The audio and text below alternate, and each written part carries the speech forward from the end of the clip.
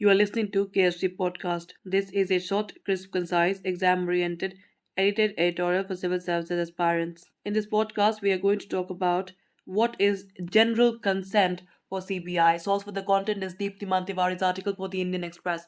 Meghalaya has withdrawn consent to the CBI to investigate cases in the state, becoming the ninth state in the country to have taken this step. Meghalaya is ruled by Conrad Sangma's National People's Party, that is NPP, which is part of the BJP led National Democratic Alliance. In November last year, the Supreme Court had expressed concern over a submission by the CBI that since 2018, around 150 requests for sanction to investigate had been pending with the 8 state governments who had withdrawn general consent until then.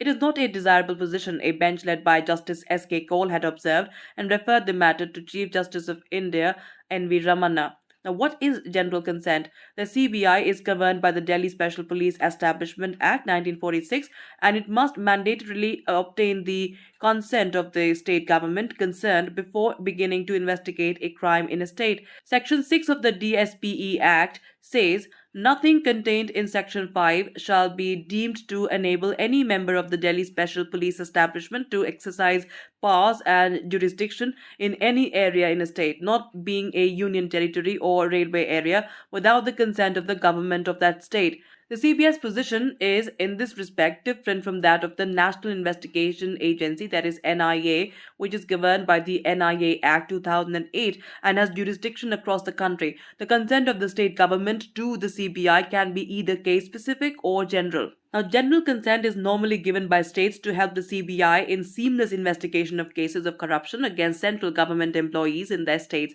This is consent by default, in the absence of which the CBI would have to apply to the state government in every case and before taking even small actions.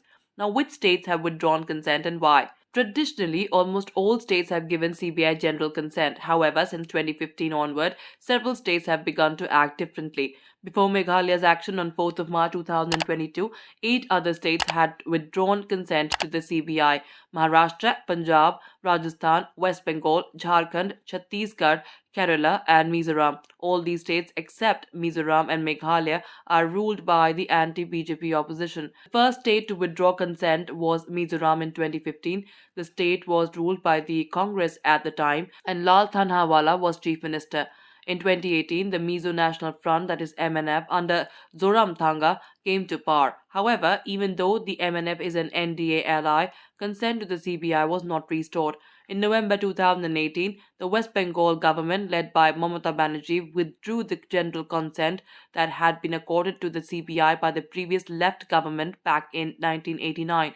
West Bengal announced its decision within hours of Andhra Pradesh and then ruled by N. Chandrababu Naidu's TDP taking a similar decision. The Banerjee said that what Chandrababu Naidu has done is absolutely right. The BJP is using the CBI and other agencies to pursue its own political interests and vendetta. After Naidu's government was replaced by that of Y.S. Jagan Mohan Reddy in 2018, Andhra Pradesh restored consent. The Congress government of Chief Minister Bhupesh Baghel in Chhattisgarh withdrew consent in January 2019. Punjab, Maharashtra, Rajasthan, Kerala, and Jharkhand follow in 2020. At the time of withdrawing consent, all states alleged that the central government was using the CBI to unfairly target the opposition. Now, what does the withdrawal of general consent mean? It means the CBI will not be able to register any fresh case involving officials of the central government or a private person in the state without the consent of the state government. A former CBI officer who has handled policy during his time in the agency said CBI officers will lose all powers of a police officer as soon as they enter the state unless the state government has allowed them. Calcutta High Court recently ruled in a case of illegal coal mining and cattle smuggling being investigated by the CBI that the central agency cannot be stopped from probing an employee of the central government in another state. The order has been challenged in the Supreme Court. In Vinay Mishra versus the CBI, the Calcutta High Court ruled in July this year that corruption cases must be treated equally across the country and a central government employee could not be distinguished just because his office was located in a state that had withdrawn general consent. The High Court also said that withdrawal of consent would apply in cases where exclusively employees of the state government were involved. The petition had challenged the validity of FIRs registered by the CBI's Kolkata branch after the withdrawal of consent. That's it for this podcast. Thank you so much for listening. To join KS India courses and to crack the IELTS exam, visit ksjindia.com. You can also get a PDF of this podcast on ksjindia.com. Thanks for listening.